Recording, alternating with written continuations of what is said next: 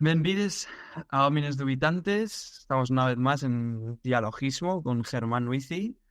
Nada, para comentar un poco, pues eso, los últimos episodios del podcast y poder tener una reflexión en torno a estos temas, en concreto a este último episodio sobre el tema de vivir en la ciudad, vivir en el campo, formas de vivir, formas de habitar. También eso, las movilizaciones que hemos estado viendo en las últimas semanas del campo. Y nada, no sé si tienes algunas ideas así en mente que te hayan surgido con la escucha del episodio y vamos viendo a ver dónde nos llevan las reflexiones, como siempre. Sí, vamos allá. Bueno, lo primero, Benvides. Siento que esta vez me he retrasado un poquillo, andaba liado. Y, y bueno, tocas prácticamente el capítulo, lo cual está bien, podemos ir hablando sobre cada una de ellas, pero tocas como casi todos los puntos claves, tanto sobre la relación campo-ciudad en el mundo moderno y posmoderno, como sobre la relación personal de la gente que habitamos las ciudades de más o menos una generación, o de varias en realidad, con la ciudad. Entonces, te quería empezar comentando que yo me fui 2 veces a periodos no muy largos. Yo en general me he mudado bastante y 2 veces me fui a vivir al campo, sobre todo por la relación con la naturaleza, que es algo que eso sí que respecto a la ciudad es algo que no que siempre va a estar ahí mientras haya campo.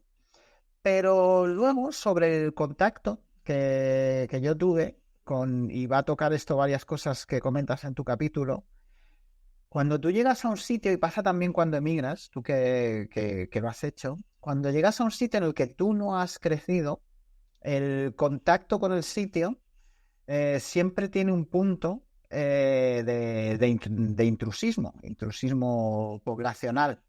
Entonces, yo tenía un amigo además que sus padres habían sido muy hippies y él se había criado en el campo. Y siempre decía, cuando a mí me hablan de irme a vivir al campo, yo siempre pregunto, vale, tú y yo y cuántos más, porque él ha vivido la experiencia de vivir en el campo solo con su familia. Y claro, él siempre había sido el otro. Además, claro, siendo tan hippie en la España de los 80, te imagínate.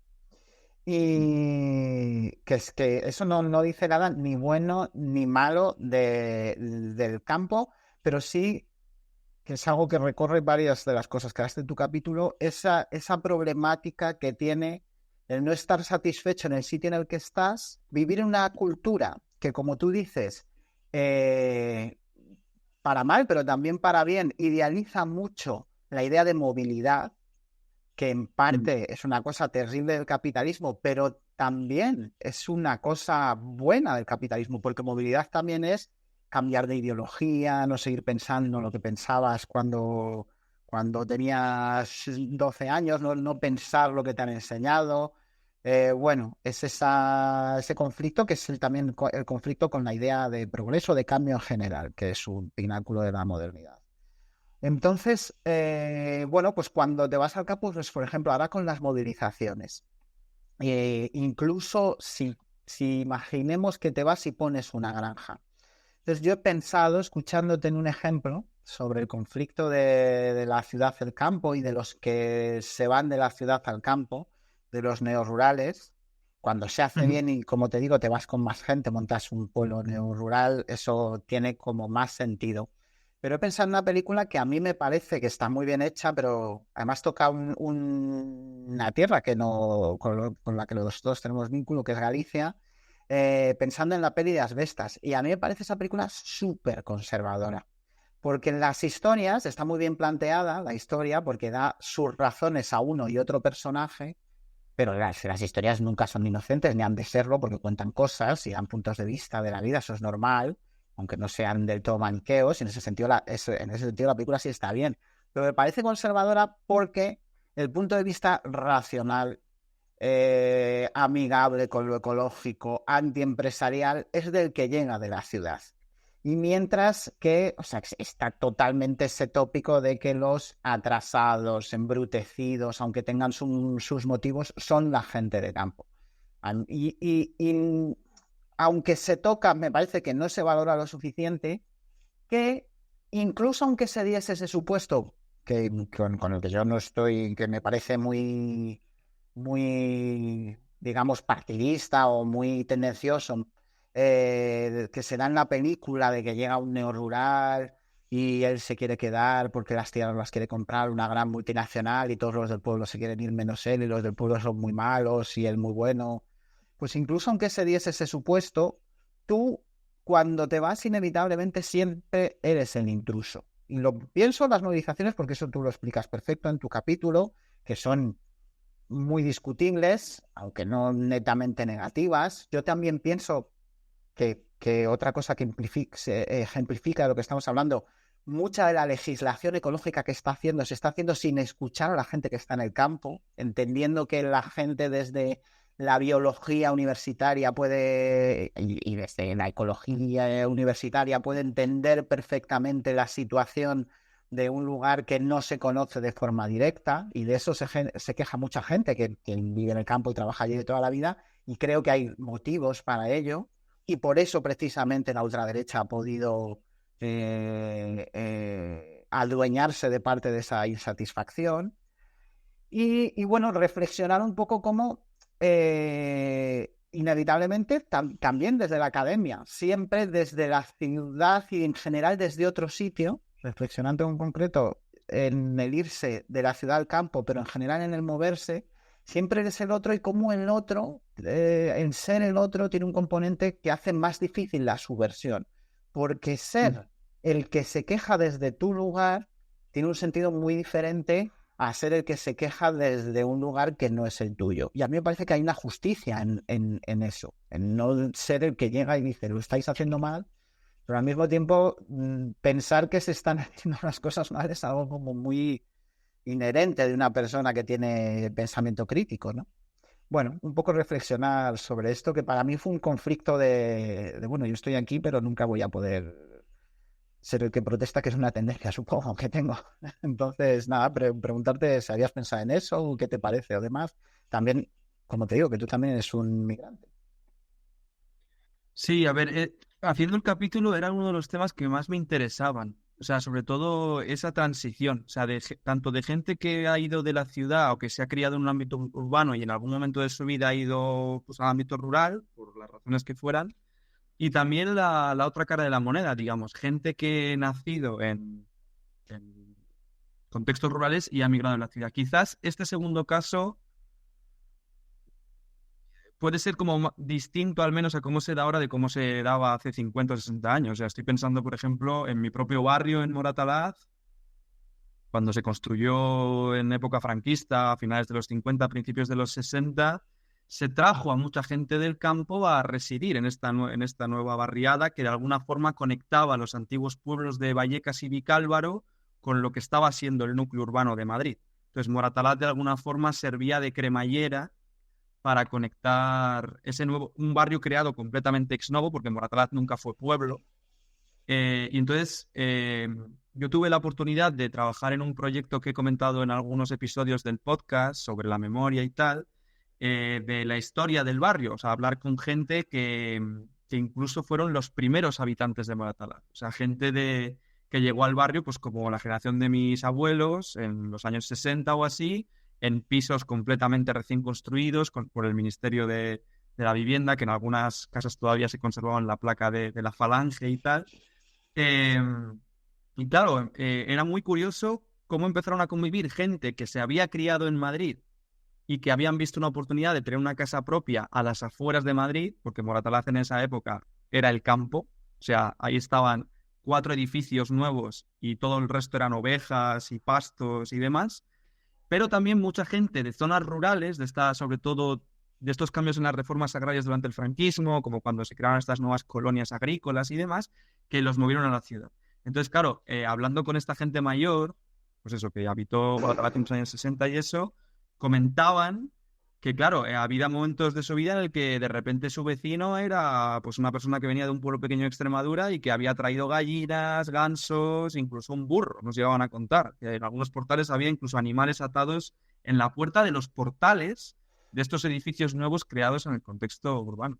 Entonces, me parecía muy curioso también analizar esos procesos de transición, como el que tú comentas, de esto también que hablan como de los neorurales o la gente joven que se está yendo al campo, que está pasando mucho. No es algo nuevo, porque como tú comentas, pues en los 80, 70, 80 ya había casos así, pero sí que están apareciendo como más casos de estos como de pueblos que están siendo reconstruidos y rehabitados con unas nuevas formas también de relacionarse con la naturaleza.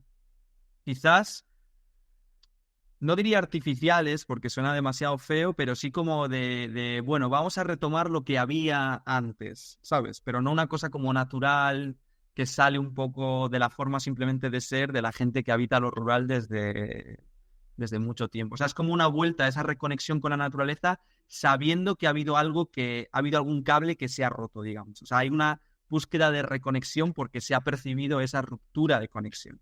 Sin embargo, la gente que habita como en lo rural desde siempre nunca ha percibido esa ruptura o digamos que se ha relacionado de manera muy distinta en lo natural. Entonces, es verdad que en el episodio no lo trato en demasía, pero sí que me interesa mucho ese tema. O sea, de ver eso, cómo se percibe esa transición de gente que viene de lo rural a la ciudad y de gente de la ciudad que va a lo rural y demás. O sea, me parece un tema como muy, muy interesante porque afecta a incluso la forma en la que se habita, o sea, en un sentido heideggeriano del término, o sea, en un sentido fenomenológico de cómo se está en el mundo, eh, creo que difiere mucho entre esos dos contextos, digamos.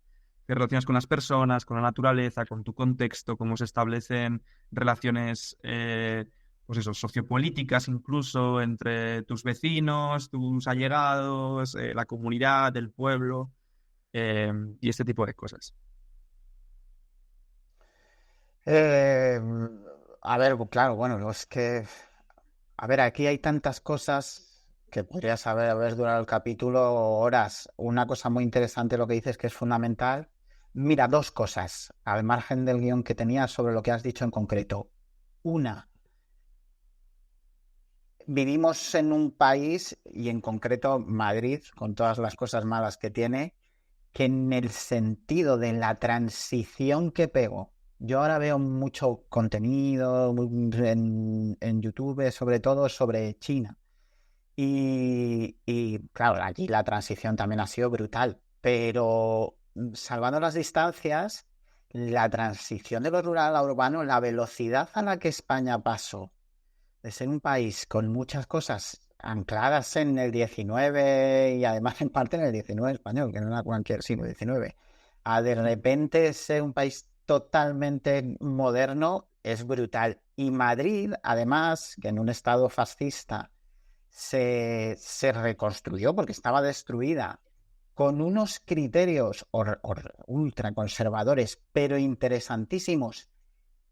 Y en el peor de los sentidos, bien hechos, no bien en un sentido moral, sino que Madrid se hizo con mucha intención. Se rehizo desde un estado muy centralizado, con muchísima vivienda estatal y barrios como Moratalaz. Moratalaz en concreto es alucinante todas las zonas verdes, porque había esa parte del desarrollismo que buscaba hacer un barrio agradable, que se mantuvieron, que es un barrio interclase, porque quería precisamente hacer, bueno, lo que tú has dicho, es apasionante. Y luego toca con otra cosa, que es, claro, las personas que somos de Madrid y que tenemos una edad ya no hemos vivido eso, pero a veces no nos hacemos a la idea, la gente de Madrid y de Barcelona, como a nada que una ciudad sea un poco menos grande, la transición que hay en la ciudad moderna entre lo rural y lo urbano es inmensa, pero eso es muy reciente,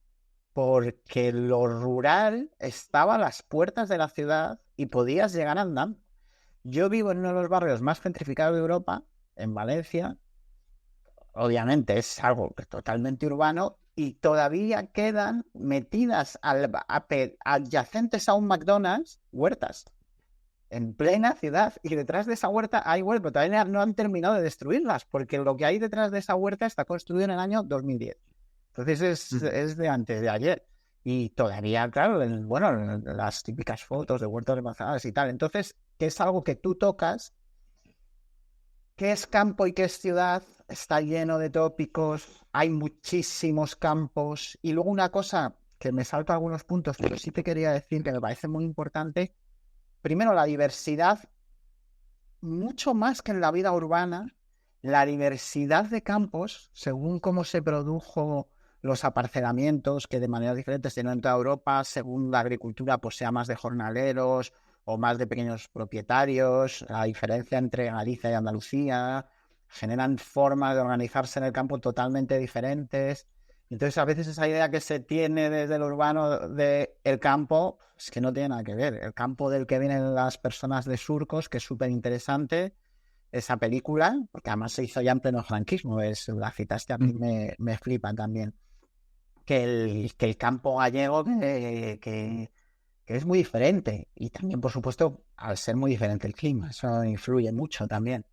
Y bueno, esto habla un poco de la idealización general que tiene el campo, de esa diversidad cultural que hay dentro de las culturas que se niega y que acarrea eso que tú también tocas en el capítulo, que yo sí creo que existen las culturas, pero de una forma, volviendo, no sé si a Heidegger, pero la fenomenología en general, mucho más fenomenológica. O sea, como que desde un discurso más vertical se ha intentado catalogar las culturas, pues eso, campo, ciudad, España, en unas unidades más construidas de arriba abajo, que son falsas o que terminan siendo verdaderas porque se van imponiendo, y luego existen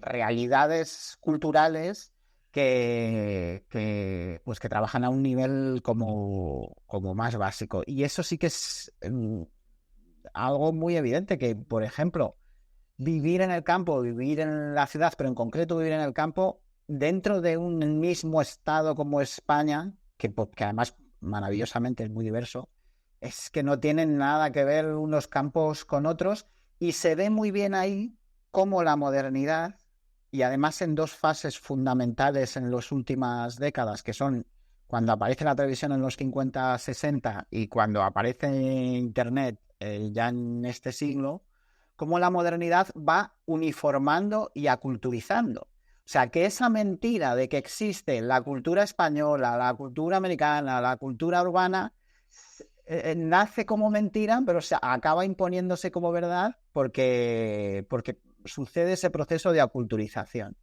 Y ese campo, que no es tan antiguo como parece, porque el campo que tú vives en Europa es netamente capitalista, solo que es otro capitalismo que no es el urbano. Pero hablando de los aparcelamientos, el campo está tocadísimo, es muy difícil caminar, te puedes ir a picos de Europa, pero son lugares concretísimos los que en Europa no han sido muy tocados por la mano humana, no están culturizados de una forma u otra.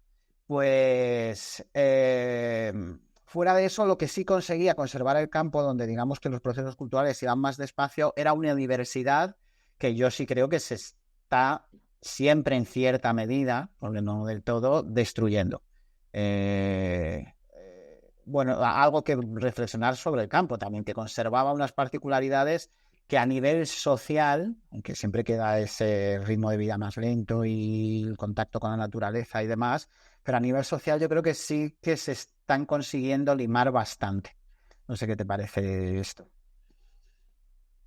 Sí, tocas algunos temas interesantes, como por ejemplo lo del tema de la distinción de culturas, y creo que tienes razón en ese sentido. Yo en el episodio lo decía más precisamente como para señalar esa mentira, digamos. O sea, no significa que no estén operando, que es verdad que están operando. O sea, la gente se identifica como urbana o como rural o como lo que sea, española o cultura, lo que sea, sino como ver que esas culturas es lo que tú cuentabas. O sea, nacen en un momento muy concreto y es una construcción, digamos, pero no son como en plan cosas como fijas. Y tanto es así, pues poner un ejemplo también por lo que pones de cómo afecta también en el cronotopo, por decirlo así, que nos movamos, en qué espacio y en qué tiempo nos movemos y cómo la cultura urbana, rural y lo urbano conviven diferente, ya no es simplemente como señalas, que incluso en España se puede notar esa diferencia de si vas al sur, si vas al norte, si vas a diferentes países, o si ya lo comparas con otros contextos. Hablabas de China antes, que también es un tema. pero yo qué sé, en la India, México, en Latinoamérica también hay una concepción muy distinta también en esta separación de rural y urbano. Y de hecho, es cierto también que es una distinción bastante moderna. O sea, quiero decir, yo por ejemplo, que quizás por mi formación conozco más el tema de la Grecia antigua y tal, la polis, la ciudad, no se podía concebir sin la parte rural propiamente dicha que lo rodeaba. O sea, la polis se dividía claramente en el asti, que era como la zona edificada y de edificios, pero luego estaba la jora, que era toda esa parte alrededor donde estaban los pastos de los animales, las explotaciones agrícolas, y la polis, la ciudad, no se podía entender sin esas dos partes que convivían como una especie de simbiosis, digamos. La ciudad no puede prosperar sin ese campo, porque es lo que alimenta a la ciudad, y toda la ciudad y su economía dependen de ese campo. O sea, hay una relación como recíproca entre ambas, y eso en la Edad Media pasa igual. O sea, tú vas a las cartas de propiedad de, pues eso, de los condes, los alcaldes de ciudades y tal, e incluyen obviamente, o sea, la propiedad incluye no solo donde hay edificios, donde está edificado, sino también todas esas explotaciones. O sea, no ha sido hasta la modernidad y sobre todo con el nacimiento de esta diferenciación entre los tres sectores, en el que sí que se ha como creado esta diferenciación entre, bueno, pues el sector primario es claramente el campo y explotaciones agrarias y demás. El sector secundario pues sería como la tema fabril, fábricas y demás, y luego el sector terciario, que sería el sector servicios, que es claramente o están muy asociados a lo urbano, ya sea un pueblo pequeño, pero está asociado pues eso, a la urbanidad. Entonces, eso también es algo que quería enfatizar en el episodio, que enlaza con lo que tú comentas, que obviamente son distinciones culturales que dependen mucho del contexto histórico, del contexto, pues incluso geográfico, en el que pues nos estamos moviendo. Y, y bueno, en ese sentido, no sé, o sea,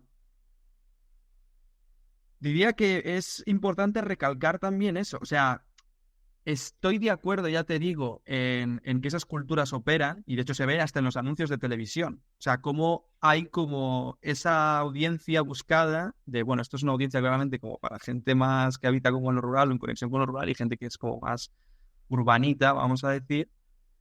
Pero es enfatizar lo que tú dices, que es una invención y que depende de los contextos socioculturales y sociopolíticos y demás. Un claro ejemplo también de lo que comentabas, de esa construcción entre lo rural y lo urbano y cómo puede convivir, ¿no? Tú ponías el ejemplo este de que hay un McDonald's y justo detrás están como las explotaciones agrícolas.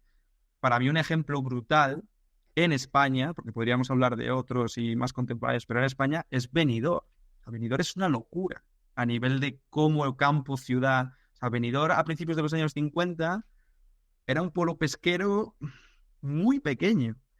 Y a finales de los 50 y principios de los 60, con todo el tema del desarrollismo, en el franquismo y demás, Benidorm ha sido calificada como la Nueva York de la costa levantina española, ¿sabes?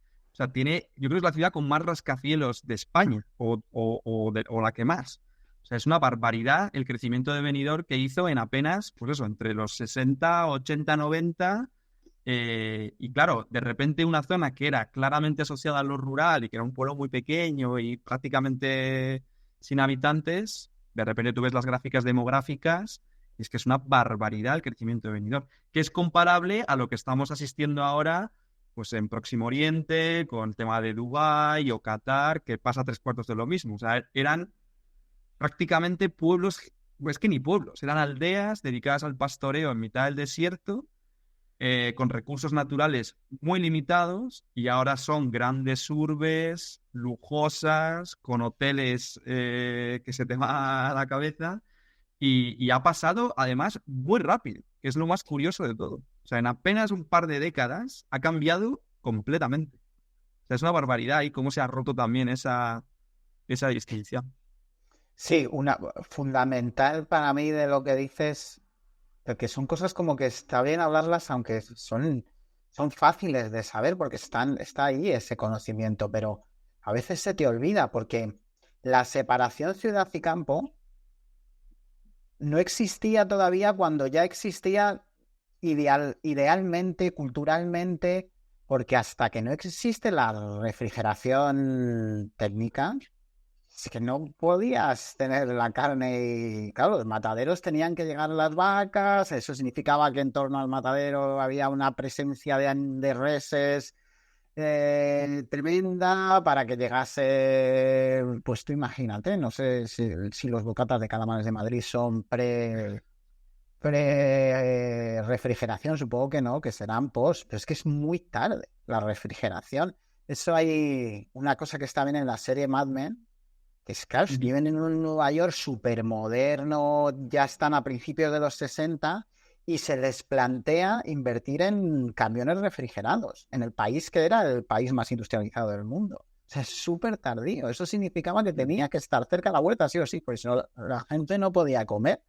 Entonces, esa separación, bueno, es un poco esta teoría de que bueno, esta teoría que es muy escuela de Frankfurt, la tecnología es ideología, o está ideologizada, o se desarrolla ideologizada. Entonces, en parte se ha ido consiguiendo materializar una diferenciación entre la ciudad y el campo, y la manera de la ciudad del campo, que es muy clasista, muy asociada al proyecto moderno, desde además sus inicios más protoinicios, y luego es muy interesante, otra cosa que tocas en el capítulo, que no pareja, porque la idealización y ver en positivo la ciudad es algo que surge antes, pero como de repente en el 18, como pasa con muchos prejuicios, de forma dialéctica surge esa idealización, de recuperar la idea antigua de Arcadia y del lugar, de la idea de que en la Arcadia se vivía feliz. Y a mí, oyéndote hablar de eso, sobre la idealización del medio rural, no es menos clasista que la idealización del medio urbano, porque es una especie de reforzar la dialéctica, de que son cosas totalmente separadas, de que en lo rural son felices porque viven, pues una cosa muy Rousseau, ¿no? Porque viven los buenos salvajes, está ahí cargado de prejuicios también. Pues en el 17, en un tono más meramente existencialista, está ese tema de Etinarcadia Ego, que hay dos cuadros, uno es de Poussin, el otro no me acuerdo, dos cuadros barrocos de unos personajes que están en el campo y se encuentran una calavera y pone abajo Etinarcadia Ego, que lo que significa realmente eso es, incluso en la Arcadia también te mueres. Y a mí eso me gusta, como que no, para el ser humano no hay esa... No, porque aunque el contacto con la naturaleza es irreductible, no se puede culturizar del todo, y a mí por lo menos es el motivo por el que me he ido 2 veces a vivir a pueblos, porque sí que me pone en contacto con algo que está más allá de esas divisiones culturales entre ciudad y campo. Pero aunque eso sea real, bueno, que en el pueblo tú sigues teniendo que vivir, que es un poco, toca con lo que te decía antes, que tú no te vas al pueblo a estar solo, sigue habiendo sociedad. Y luego esa idea de que en el pueblo hay internet, que eso lo cambia todo. La tele ya lo cambió todo. Eso Sí. está así. Y quería tocar un punto más, que es un tema que has tocado, que es ya un poco anexo, porque no va tanto, pero está bien incidir en ello, porque me ha encantado, que es el tema de la relación con el terruño de las diferentes clases sociales. De cómo el desarraigo es una cosa que se vende como positiva, como liberal.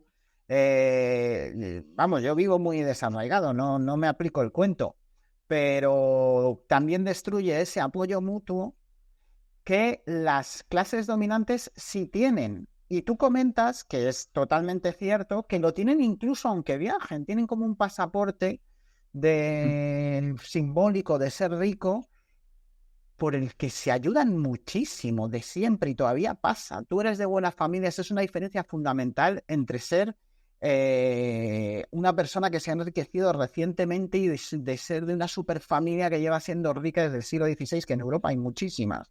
Que tú llegas a otro país de Europa o a otro país de Occidente en general, bueno, habría que hablar de qué es Occidente porque es otra invención, pero vamos, de lo que llamamos Occidente, y vas a conseguir unos contactos, unas ayudas que solo se pueden definir como altruistas. O sea, los ricos entre ellos sí son generosos, no quieren pagar impuestos, porque lo que no quieren es ayudar a los pobres. O sea, no tienen problema con compartir, lo que tienen problema es con compartir sus privilegios de clase. Y luego, además, aprecian muchas veces mucho más también el terruño físico. Es otra cosa, pues yo tuve relación con una persona que era del barrio de Salamanca de toda la vida y toda su familia vivía ahí. Además del barrio de Salamanca del de verdad, del que son 6 manzanas. Vivía ahí Sí, toda sí. su familia, llevaban viviendo ahí desde que ese barrio se construyó. Era el Marqués de Salamanca, ¿no? Creo que sí. Entonces, Mm. pasa en general, cuando en el proceso por el que el cristianismo se convierte en la ideología dominante en el siglo IV, el Imperio Romano, se ve muy bien. Pero en general las ideologías siempre funcionan, que yo eso no lo he encontrado en Marx, después ya en Althusser y en la gente que habla de ideología después sí.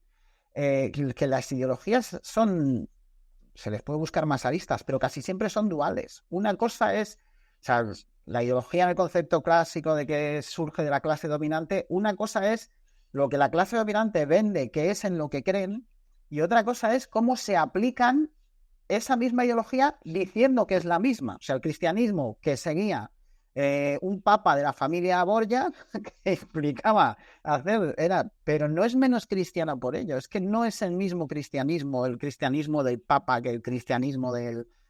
O sea, sí es el mismo cristianismo, pero es doble, porque es mentira que sea una moral, son dos. Mm. Y nada, bueno, eso me ha recordado lo que has dicho. Y bueno, tiene que ver con la ciudad del campo porque tiene que ver con la movilidad. Que Sí, la sí. movilidad es buena para los otros. No sé qué piensas de esto. Es un poco reforzar lo que tú has dicho ya, pero me parece muy interesante.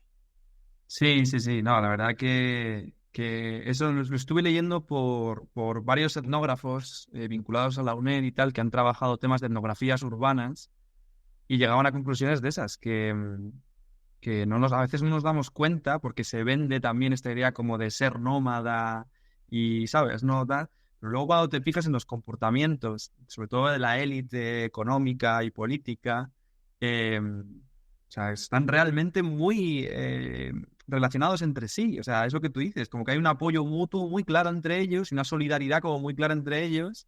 Y es lo que tú dices, o sea, ellos quieren como compartir, pero no hacia abajo, claro. O sea, no verticalmente, sino horizontalmente, con los que son igual, lo que se consideran iguales. Y eso me parece muy interesante también con lo de la que hablabas de la tecnología, también cómo ha servido para homogeneizar de alguna forma, ¿no? Estas distinciones y fijarlas en el imaginario colectivo también, que también podríamos entrar también de cómo la ideología también y la televisión están tan estrechamente conectadas, ¿no? Porque me estaba acordando de este análisis que hace Pasolini, de hecho, cuando habla del italiano, de que claro, es que o sea, el italiano es una invención de la televisión, básicamente. O sea, cuando la televisión entró en las casas italianas, que antes se hablaban muchos italianos, o sea, el italiano en Venecia era muy distinto al de Nápoles, el de Nápoles muy distinto al de Roma, el de Roma muy distinto al de Milán. Cuando llegó la tele, claro, se creó un italiano estándar y es el italiano que conocemos cuando tú te metes en Duolingo a estudiar italiano, estás estudiando ese italiano que se fijó, que es un italiano muy parecido al que se hablaba, digamos, en la zona de Florencia y la Toscana, pero es muy distinto al italiano que te encuentras en otras zonas. Pues como la tecnología, que hablabas también del refrigerador, vamos, de la nevera, que Pasolini también habla de ello, de hecho, cómo, claro, unifica y homogeneiza también. Pero bueno, volviendo al tema que hablabas de las clases sociales y tal, porque de verdad que me parece muy interesante y que quizás cuando se habla de esta distinción entre lo urbano, lo rural y la movilidad entre ambos espacios y demás, no se tiene en cuenta también ese aspecto social y de la clase social. Y la manera en la que se está construyendo también las formas de entender el estar en el mundo, en la modernidad, en la tardomodernidad, claro, es claramente una visión hacia arriba, o sea, hacia el comportamiento de esas élites y esa especie como de nómadas. Ya hice en su día un episodio sobre este tema del nomadismo moderno, que te acuerdas que lo comentamos y demás, que me parece, pues eso, claramente intentar llevar ese modelo de forma de estar en el mundo muy ligada a las élites, a gente que no es de esas élites, Y claro, ellos pueden hacerlo porque están conectados siempre. O sea, cogen un jet privado en un sitio, se van a otro, pero se van a un campo de golf y se juntan con la gente. O sea, tienen sus espacios separados geográficamente, pero que son un todo casi, eh, no sé, comunitario o algo así. Entonces, bueno, sí que me parecía relevante meterlo en el episodio precisamente por eso, porque si pones un poco el foco, sí que ves ese cambio ideológico. Y lo que estabas hablando también de cómo ideológicamente influye y se conectan las redes sociales y la manera también de entender el mundo y demás. Hablabas de Althusser y demás. A mí el que más me resuena cuando hablo de este tipo de cosas es la distinción de Bourdieu. O sea, cómo el poder ideológico de las élites va calcando al resto de clases populares precisamente porque se mira como una admiración. Es como cuando ves a la gente, pues eso, que vive en un piso bastante cutre en una ciudad bastante normal y llevan un llavero de Ferrari, ¿sabes? Pues ¿por qué llevan un llavero de Ferrari? Porque alguna vez en su vida van a tener un Ferrari, probablemente nunca puedan tener un Ferrari. Pero claro, llevar un llavero de Ferrari porque el Ferrari es estatus. Los que sí llevan Ferrari son las élites, ¿sabes? O sea, la gente que sí que tiene dinero para llevar un Ferrari. Eso. Entonces, ¿cómo ideológicamente va marcando de que, bueno, hay que seguir ese modelo de las élites porque son los que como que marcan el camino? Y es súper antiguo eso en verdad, porque ha habido algunos estudios que lo han hecho también históricamente y sobre todo en cementerios, digamos, en necrópolis antiguas, y se ven como tú ves el ajuar de la élite, que tiene unos objetos muy concretos, tal, y ves como gente de clases sociales muy inferiores, de alguna manera tratan de copiar el ajuar de las élites. Obviamente nunca van a tener la riqueza de ese ajuar, pero sí que cogen un objeto que han encontrado, yo qué sé. En la península ibérica, por ejemplo, hay objetos fenicios en tumbas y cosas así. O sea, como se crea ese modelo como de las élites y se fija ideológicamente y las clases populares tratan como de seguirlo de alguna forma, ¿no? De tener un piso que te cagas con un cochazo, vivir un estado de lujo.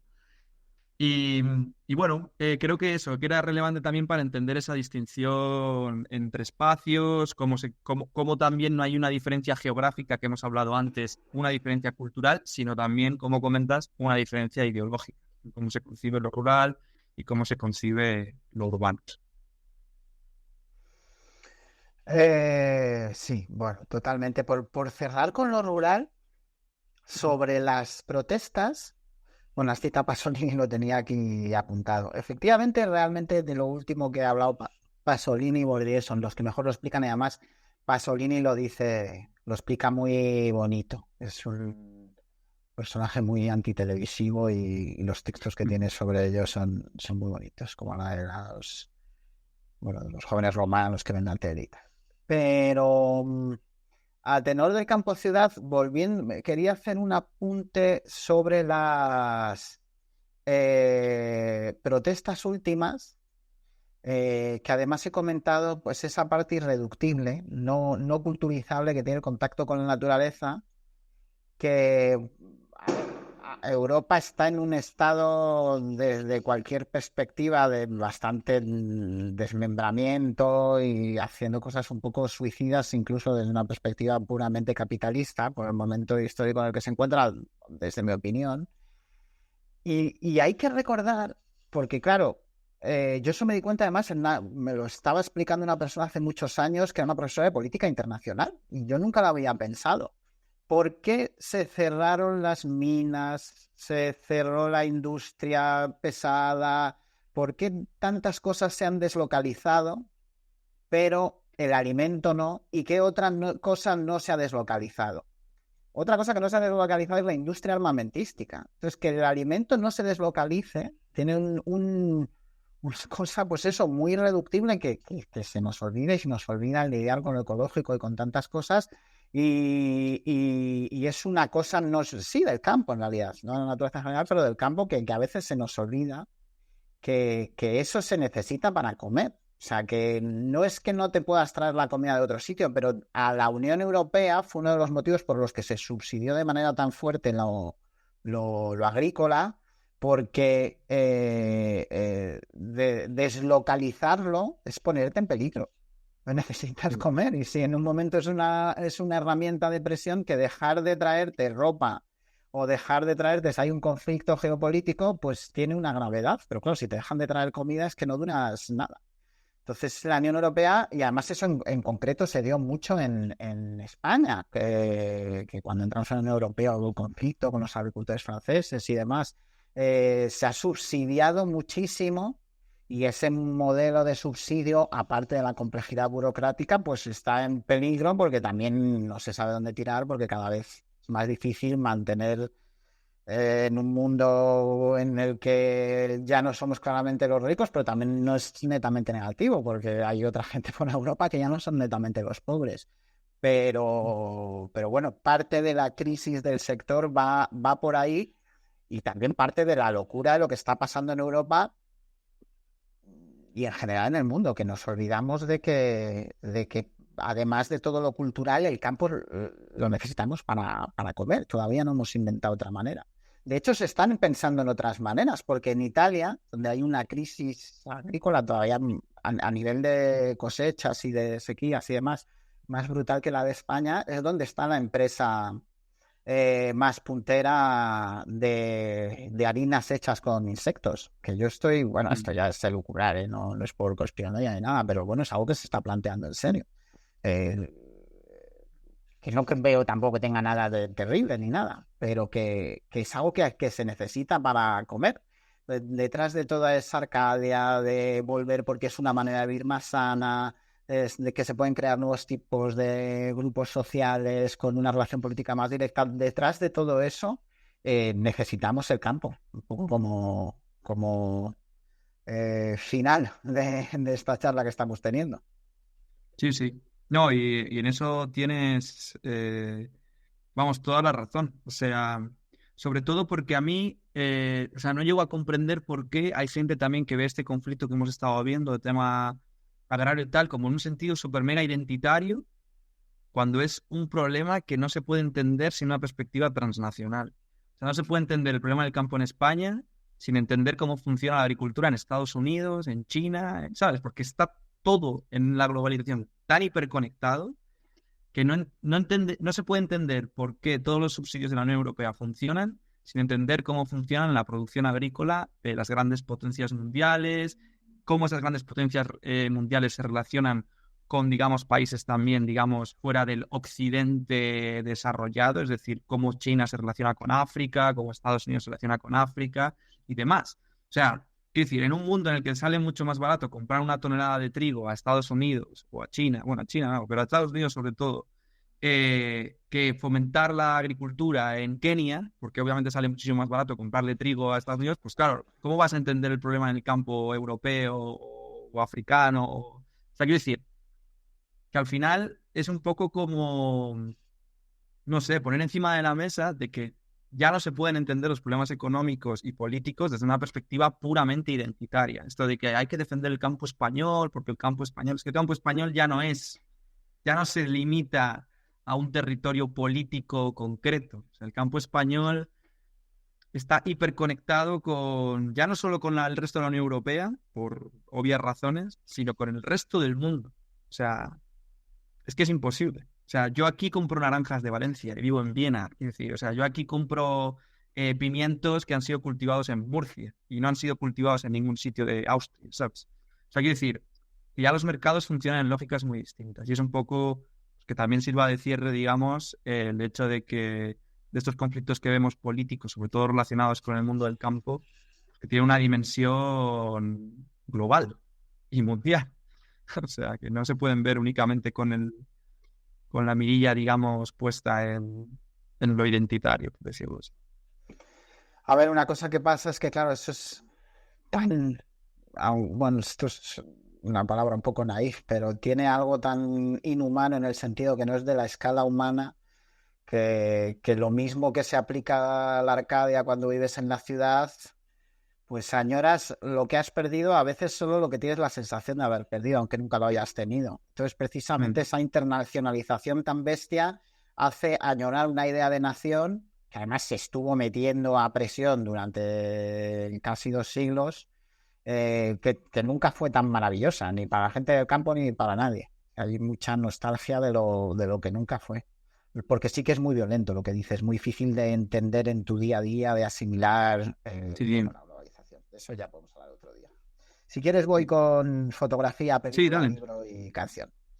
Sí, genial. Bueno, fotografía traigo un grupo en vez de cuadro traigo una foto de August Sander, el fotógrafo alemán, una foto del 14 que comenta, muy famosa, comenta eh, John Berger en su libro en castellano es Mirar. Y es un grupo de granjeros que van al baile, la verdad es que el comentario está genial y llevan unos trajes y entonces lo que comenta John Berger es que le quedan mal, porque son unos trajes, tienen mucho que ver con lo que estamos hablando. Dice, probablemente solo son la segunda generación de personas que llevan traje en el campo, porque el campo no se llama traje de chaqueta, y se lo han puesto como un símbolo de estatus, como el llavero de Ferrari, pero Sí. claro, no se los han cogido y el propio patrón del traje como para parecer urbanos, pero trabajan de una manera, comen de una manera que sus cuerpos no están hechos para ese traje, ni el traje está hecho más bien para sus cuerpos. Y bueno, es como que se ve en una imagen ese choque entre el campo y la ciudad y el prestigio que se le da a una sobre el otro.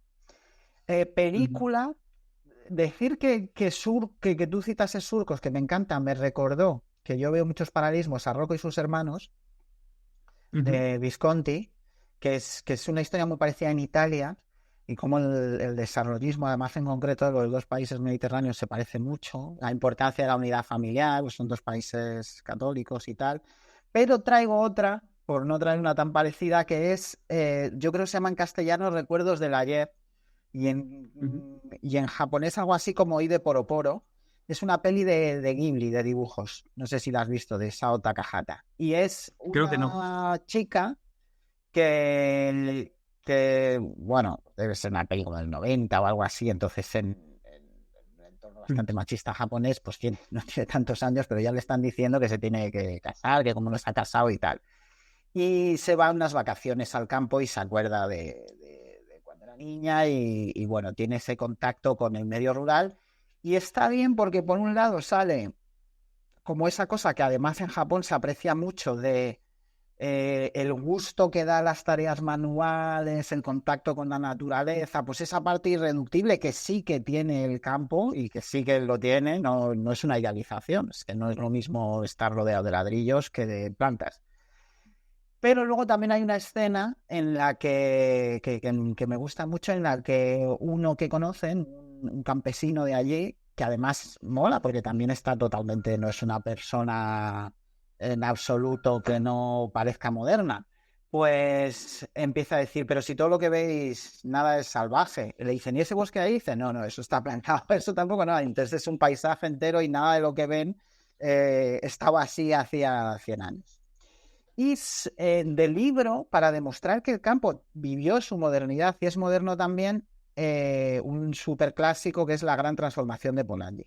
Ya, hablando de lo que he comentado, los aparcelamientos, bueno, pues esta idea de la acumulación originaria marxista, de que el campo antes de entrar en el protocapitalismo se dividió y se repartió, y bueno, Polanyi hace un poco un trabajo de historiador más metódico para demostrar que eso realmente pasó y cómo se asimila la primera gente que viene del campo en las ciudades, en Inglaterra. Es un libro flipante, la verdad, muy bien documentado y aunque es antiguo, pero para mí todavía está de actualidad. Y luego canción, un poco cambiando el flujo, una canción que en realidad es de una gente que yo no conocía, que es Tom Glaser y Harlan Howard, una canción country que es The Streets of Baltimore. Yo la conozco porque la canta uno de mis cantantes country preferidos, que yo tuve una época que escuchaba mucho country, que es Grant Parsons. Y Ujú. habla de lo contrario, de un tipo del campo que conoce a una chica que es de Baltimore y se casa con ella y ella solo habla de Baltimore, de Baltimore, de Baltimore y vende la granja y se va a Baltimore. Y entonces en Baltimore trabaja en una fábrica y cuando vuelve súper cansado, salen por Baltimore porque es lo que a ella le gusta y al final se da cuenta de que a ella lo que le gusta es Baltimore y no él y se vuelve al campo. No, es una historia más anecdótica, pero bueno, me gusta mucho la canción. Para cerrar está bien también. Y eso sería. Muy bien, pues perfecto. Ahí quedan las recomendaciones. La canción la añadiré a la soundtrack que tengo ahí montada de Homines Dubitantes con el resto de canciones. Y nada, ya vamos hablando para próximos episodios y para próximos dialogismos.